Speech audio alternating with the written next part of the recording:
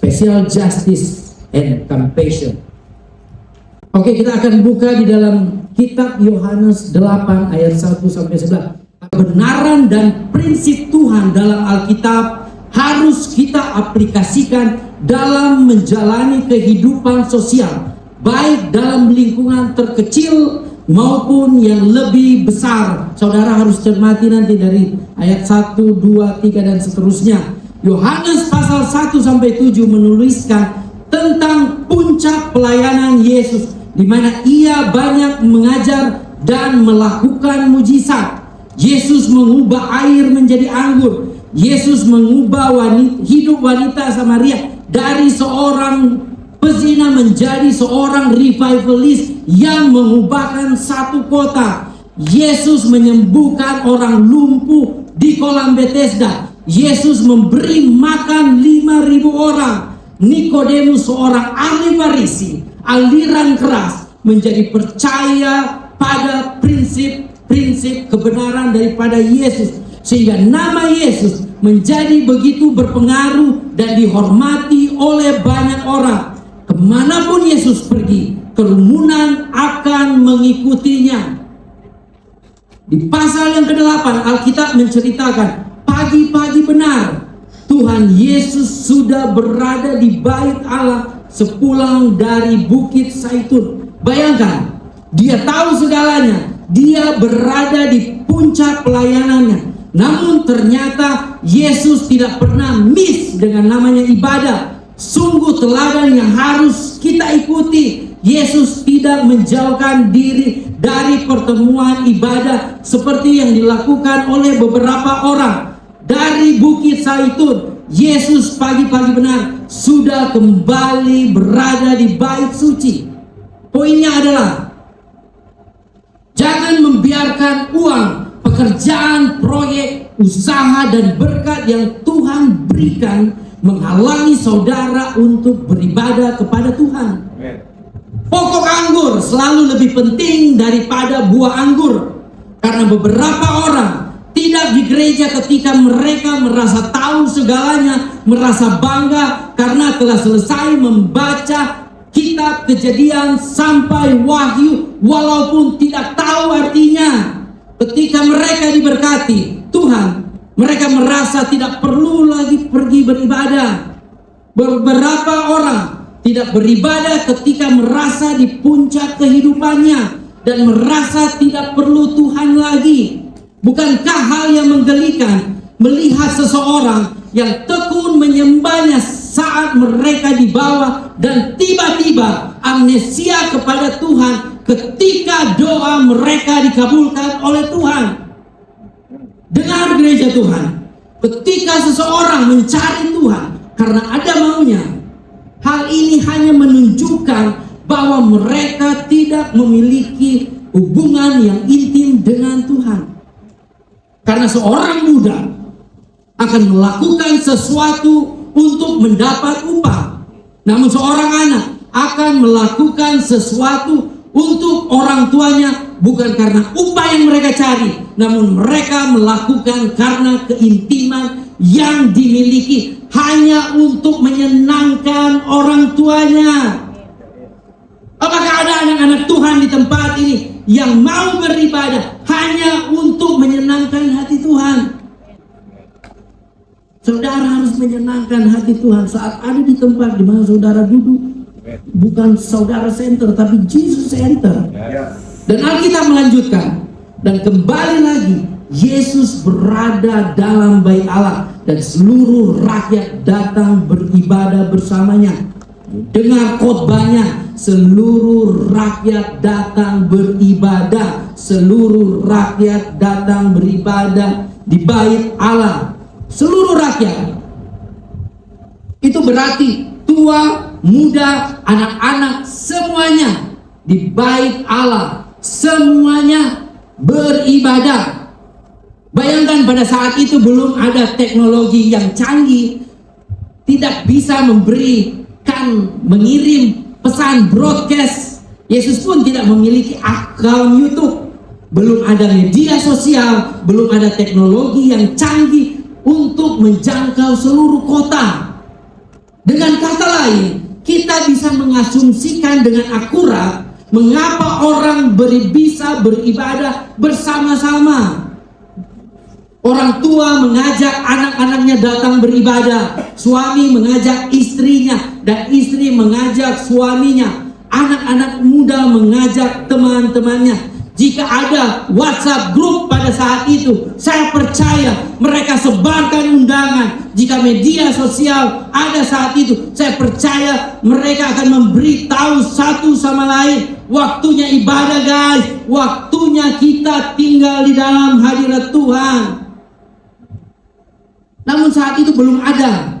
Mereka hanya menggunakan mulut mereka. Mereka menyebarkan undangan untuk datang beribadah, sehingga seluruh rakyat, tua dan muda, anak-anak dan dewasa, kecil dan besar, semuanya ada di bait Allah beribadah. Dan roh penginjilan seperti inilah yang kita butuhkan saat ini. Roh Cianjur.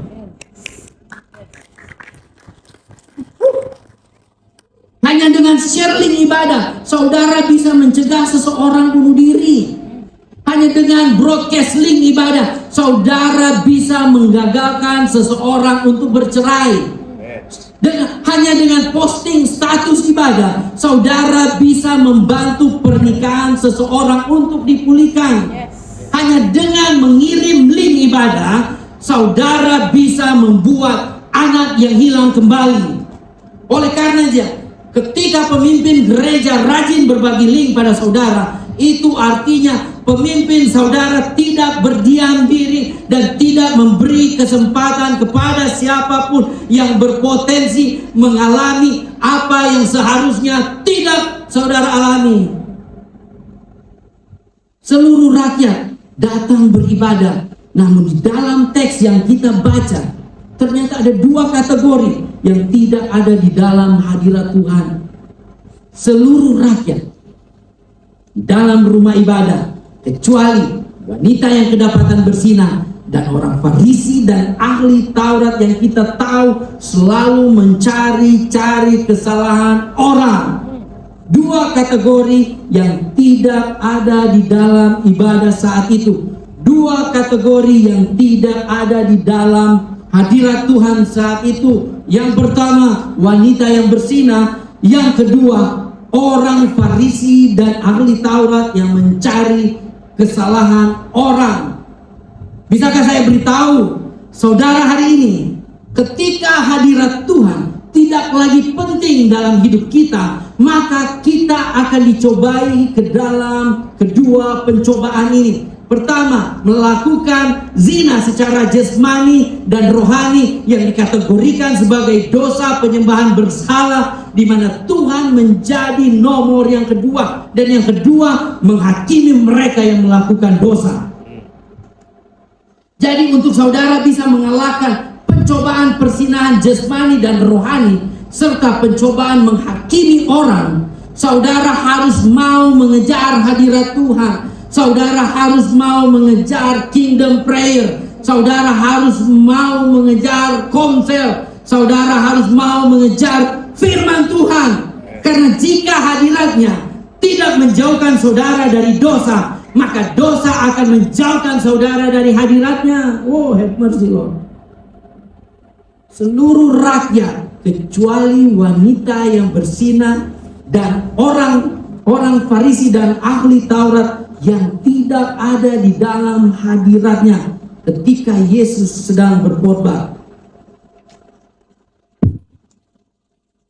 Alkitab melanjutkan, tiba-tiba datang orang Farisi menyeret wanita yang kedapatan bersinah masuk ke dalam ibadah.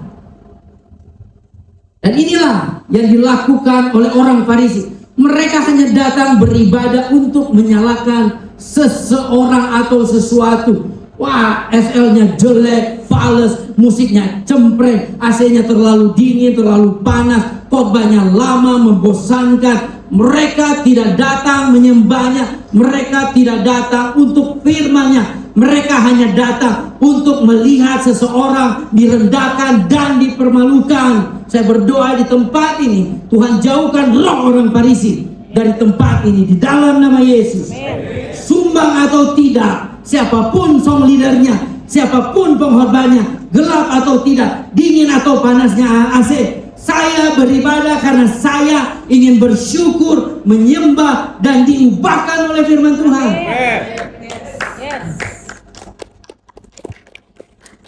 Mengertilah saudara, mengertilah akan hal ini jemaat Tuhan. Saudara sesungguhnya sering ketika seseorang ingin melihat aib orang lain dibuka, itu hanyalah sebuah indikasi bahwa orang tersebut sedang mencoba menutup aib mereka sendiri. Dan lebih parah lagi, mereka mencoba memakai firman untuk menyalahkan, untuk menyerang orang lain. Itu bukan justice and compassion. Melalui pengalaman pribadi saya pernah mengalami perkelahian menggunakan tangan kosong atau juga dengan alat. Namun tidak ada yang lebih mengerikan selain berkelahi dengan mereka yang agamawi. Peperangan yang paling mengerikan dan mematikan bukan di Ukraina, bukan di Syria, bukan di Afghanistan, namun peperangan sesama orang percaya, melempar ayat demi ayat untuk menjatuhkan sesama. Dengan gereja Tuhan, firman Tuhan tidak diperuntukkan menjadi senjata menjelekkan seseorang atau eksistensi seseorang. Firman Tuhan diperuntukkan untuk menjadi cermin bagi diri sendiri untuk masalah yang kita punya agar bisa diperbaiki. Tetapi mereka, orang Farisi, membawa wanita yang kedapatan bersinah dan siap untuk melemparinya dengan batu sesuai hukum Musa yang mereka bawa ke permukaan di hadapan Yesus. Yang lain menyembah Tuhan, yang lain mendengar firman Tuhan, yang lain beribadah. Namun mereka yang seharusnya ada di rumah Tuhan, karena titel yang mereka punya dan level rohani yang mereka punya, justru tidak ada di dalam hadirat Tuhan.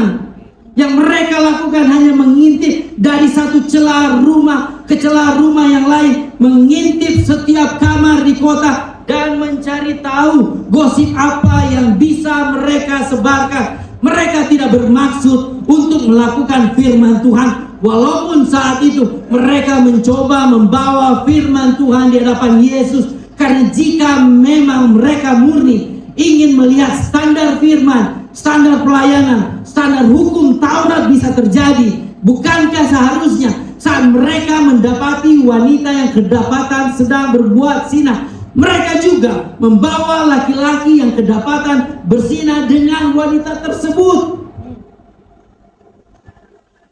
Lalu kemanakah laki-laki yang kedapatan berzinah dengan wanita itu? Atau jangan-jangan laki-lakinya adalah salah satu dari mereka? Atau jangan-jangan pendakwaan yang mereka berikan kepada wanita berzinah ini hanyalah kedok untuk menutupi persinahan mereka sendiri?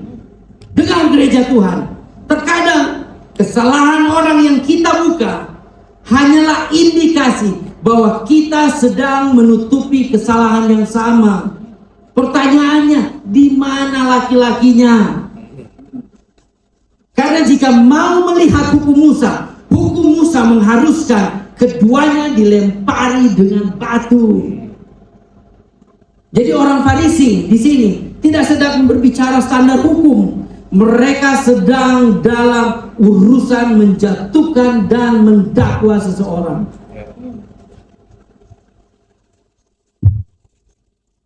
Benci untuk mengatakan ini. Namun memang ada orang-orang yang ingin melihat saudara dipermalukan dan tidak akan pernah melepaskan saudara. Tapi ingatlah akan hal ini gereja Tuhan. Tidak ada satupun yang terlalu kuat untuk membuat saudara hidup di luar kebenarannya. Tidak ada satupun yang terlalu hebat untuk membuat saudara hidup di luar rencana Tuhan. tidak ada satupun yang lebih powerful untuk mencegah saudara hidup di luar kebenaran dan rencananya. Maksud saya adalah, jika ada orang yang membenci kepada saya, maka saya akan tetap mengasihi orang tersebut. Jika ada orang yang tidak menghargai saya, maka saya akan tetap menghargai orang tersebut. Kita tidak akan pernah membiarkan dosa di luar memproduksi dosa di dalam kita. Orang boleh melakukan, berbicara apa saja tentang kita, tetapi mereka tidak terlalu besar untuk mencegah kita menjadi pribadi yang sesuai dengan firman Tuhan.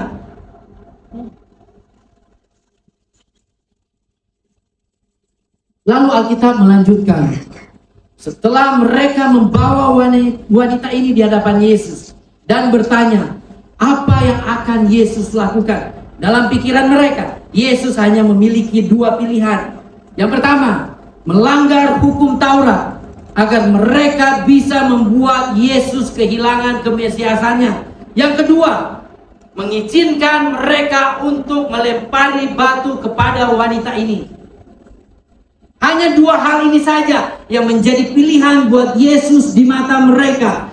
Yesus akan melanggar hukum Taurat agar mereka bisa membuat Yesus tidak terlihat sebagai anak Allah, atau mengizinkan mereka melemparkan batu kepada wanita ini.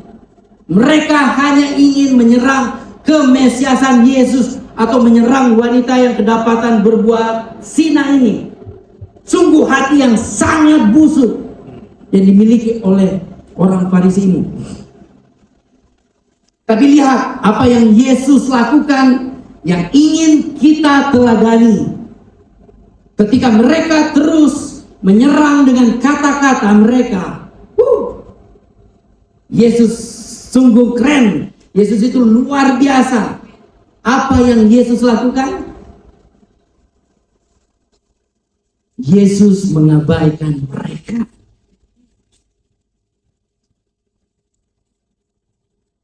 Yesus mengabaikan mereka. Beberapa dari kita telah mengizinkan perkataan orang yang menjatuhkan kita dan membuat mereka menyewa tempat di pikiran kita terlalu lama.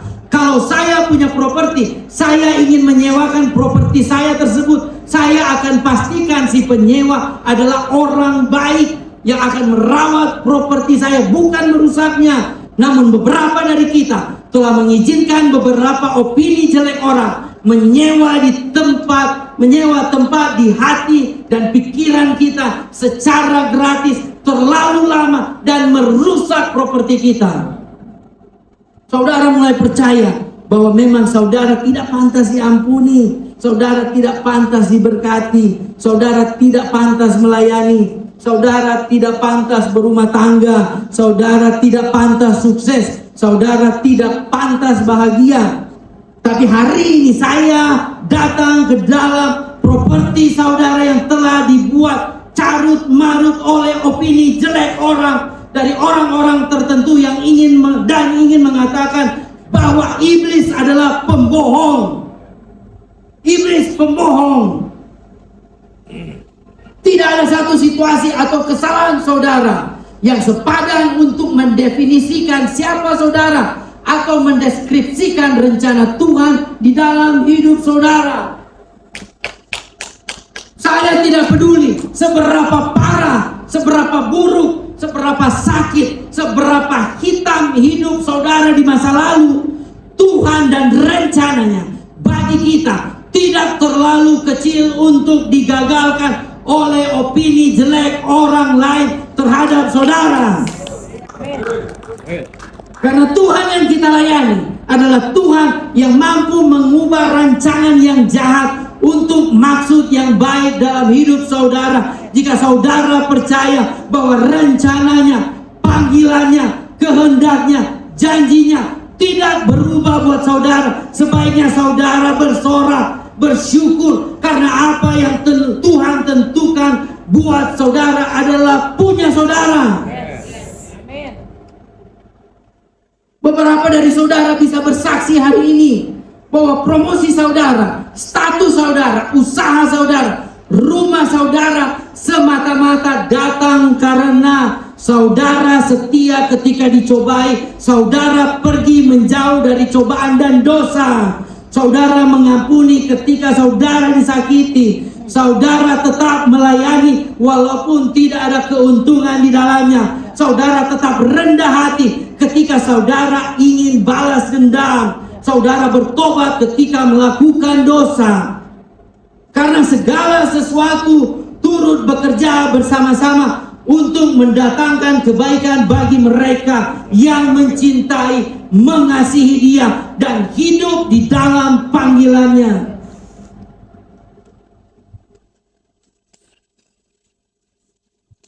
Abaikan apa yang coba menjatuhkan saudara. Waktu saudara terlalu berharga untuk dihabiskan memikirkan sesuatu yang tidak penting. Yesus mengabaikan mereka.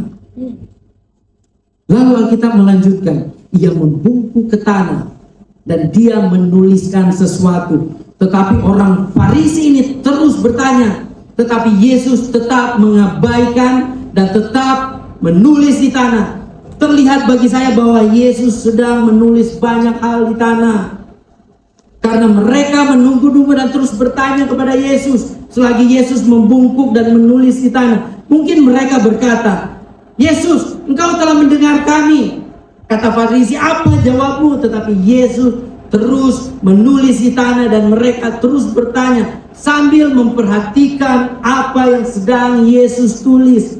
Dan sangat menarik untuk diperhatikan bahwa Yesus menulis di kotornya tanah untuk meresponi serangan orang Farisi. Dia menulis di kotoran untuk meresponi kotoran. Dia menulis di kotoran untuk meresponi pertanyaan kotor. Bahwa wanita ini memang kotor, namun saya harus memberitahu kepada kamu bahwa kamu pun tidak lebih daripada kotoran ini. Tidak ada manusia yang benar. Semua telah jatuh dari kemuliaan Tuhan. Untuk itu tidak ada tempat bagi kita bermegah karenanya. Kehidupan kamu yang baik, bersih, kehidupanmu yang diberkati semata-mata kata Tuhan, karena aku menulis firman di atas kekotoran manusia. Jangan bangga terhadap diri saudara. Saya mulai berasumsi apa yang Yesus tulis saat itu sebelum dia menjawab pertanyaan orang Farisi. Saya mulai berasumsi dia menulis nama mereka satu persatu dan menulis dosa mereka satu persatu di sebelahnya. Saat mereka memperhatikan Yesus menulis, dan saya berasumsi Yesus menulis di tanah, si A bersinah tadi malam, si B tidak bayar pajak, si C download video porno, si D korupsi, si E mengutuk suami dalam hatinya, si F mengutuk istri dalam hatinya. Dengan kata lain, Yesus sedang mengutarakan sebuah maksud bahwa apa alasan orang berdosa merasa lebih baik dari orang berdosa lainnya. Kita menjadi orang Kristen bukan karena apa yang kita lakukan, tetapi karena apa yang Yesus lakukan. Kita menjadi orang Kristen karena kita semua diampuni. Kita seperti sekarang ini bukan karena hal baik yang kita lakukan, tetapi karena hal bobrok yang Tuhan tutupi di masa lalu. Tidak heran akhirnya Yesus menjawab, siapa yang tidak berdosa lempar batu duluan. Lalu Alkitab mulai melanjutkan lagi. Ternyata mereka pergi satu persatu dan mulai menjatuhkan batunya satu persatu. Alkitab mengatakan mulai dari yang paling tua, dimulai dari pemimpinnya, dimulai dari yang dituakan, dimulai dari yang punya titel. Jika ada orang pertama yang harus berhenti menghakimi, maka orang tersebut adalah mereka yang punya posisi. Jika ada orang pertama yang harus berhenti menghakimi, orang tersebut adalah para pemimpin pelayanan, pemimpin rumah tangga, pemimpin perusahaan, para orang tua. Why? Kenapa? Karena jika orang yang paling lama yang dituakan belajar untuk tidak menghakimi, maka generasi di bawah saudara akan mulai mengikuti jejak saudara, pengikut saudara, anak saudara, karyawan saudara akan lebih cepat menangkap cara saudara berhadapan dengan konflik dibanding cara yang diajarkan di sekolah, di kelas, di mimbar, ataupun di meeting. Tidak heran Alkitab melanjutkan, setelah yang tua melepaskan batu penghakimannya, yang dibawanya juga mengikuti satu persatu. Dengan kata lain, saudara bisa menghancurkan kutub generasi akibat kepahitan, dendam, tidak mengampuni dengan mengampuni orang yang bersalah kepada saudara. Generasi berikutnya yang akan menggantikan saudara tidak akan terjebak dengan lingkaran pahit, dendam, sinisme yang akan membawa kutuk dalam hidup mereka dan anak cucu mereka di kemudian hari. Karena mereka melihat cara saudara berhadapan dengan masalah dengan pengampunan, kemurahan hati yang saudara tunjukkan. Saya tidak tahu dengan saudara, tapi saya mau anak-anak saya, cucu-cucu saya kelak menjadi pribadi yang murah hati. Bayangkan situasi saat itu. Yesus ada di tengah seluruh rakyat.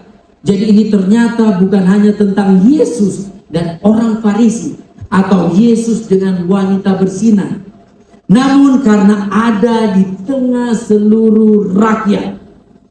Sesungguhnya ini tentang pesan kepada sebuah kota, tentang arti murah hati dan pengampunan yang harus dilakukan sebelum terjadi pemulihan keluarga dan bangsa-bangsa. Karena lewat pesan ini, hati Bapa yang ada di kerumunan akan mulai berbalik kepada anak, dan hati anak-anak yang ada di kerumunan akan mulai kembali kepada Bapa, sehingga sebuah negeri bisa dipulihkan. Amen. Saya akan selesai saja. Lalu ketika semuanya pergi, Yesus mulai berurusan dengan wanita ini. Adakah yang mendakwa engkau, wanita? Dengar saya baik-baik, gereja Tuhan. Saudara tidak bisa menolong orang untuk berubah sampai atmosfer pendakwaan hilang di sekeliling orang tersebut. Yesus harus menunggu atmosfer pendakwaan hilang sebelum dia berurusan dengan wanita tersebut, dengan wanita ini. Bahkan dia menyatakan, aku pun tidak mendakwa engkau. Saya punya kabar baik buat saudara hari ini. Yesus tidak mendakwa saudara. Dia mengatakan ini bukan karena dia mengizinkan dosa, namun Yesus tahu manusia memiliki hati nurani, tahu apa yang benar, yang akan menggerakkan rasa bersalah. Dia sebagai pencipta manusia tahu bahwa ketika hati nurani mereka dibersihkan dari rasa bersalah, mereka akan mudah bangkit dari kesalahannya. Tidak ada pendakwaan bukan berarti permisif akan dosa, mengizinkan saudara berbuat dosa, namun membersihkan hati nurani sehingga ada kekuatan untuk mereka yang bersalah bangkit dari kesalahannya. Karena tujuan Tuhan, tujuan dari kemurahan Tuhan adalah memberi kekuatan kepada yang salah menjadi benar, bukan memberikan kekuatan untuk membenarkan kesalahan. Dan pagi ini saya datang untuk memberitahu isi hati Tuhan bahwa Dia tidak mendakwa saudara. Dia ingin kita tahu tidak ada kesalahan yang terlalu besar yang tidak bisa diampuninya. Akhirnya, setelah wanita ini tidak diliputi rasa bersalah, rasa malu, maka Yesus mulai memberikan arah baru dan mengatakan, pergilah dan jangan berbuat dosa lagi. Itulah special justice-nya Tuhan Yesus. Yesus belum mati untuk menebus dosa manusia saat itu. Namun sebelum kayu salib pun, dia telah menunjukkan hatinya sebagai Tuhan yang bisa mengampuni dosa umat manusia. Dan ini menunjukkan bahwa memang Yesus Kristus adalah Mesias, Allah sendiri, mampu mengampuni dosa manusia. Itu yang dinamakan compassion.